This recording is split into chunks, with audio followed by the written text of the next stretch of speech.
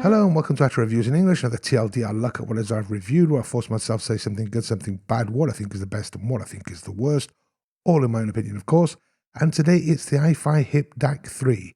Now this was sent to me directly by iFi. I have no affiliation with them. If you want to find out more, you can check out the full review, which is linked in the description, or just head over to actualreviews.com.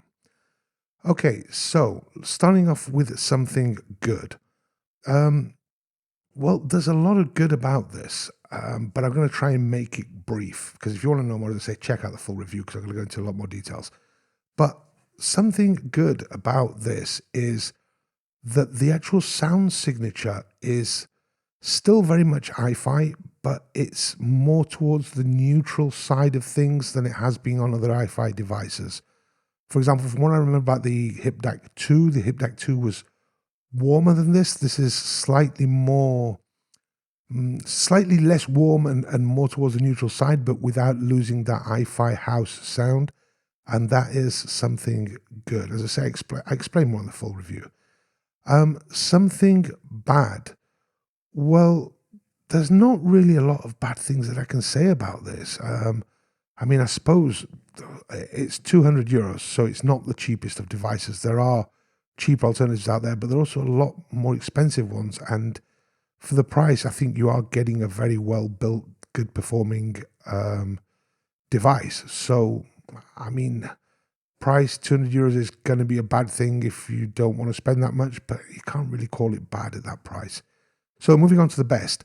The best, in my opinion, is that, well, they've added IE match, which was not on the previous models, which can help dramatically with the issue, one of the main issues of the previous models, which was the background hiss. But I found that this device already has a lot less background noise than any of well, I can't really speak about the originals. I only tried the 2 for a brief period, the 1 even briefer. But for example, like the Go Blue, I like the Go Blue, but the Go Blue has a lot more background noise than this does, that background hiss. The only time I really noticed any sort of background noise on this was when I had the volume, well, I had it in silence obviously, but I had the volume way above what I would usually use to listen to music anyway. So although I really appreciate the IE match being included, which could be classed as the best, to me the best is you don't actually need, or I personally haven't needed to use it. So there is that.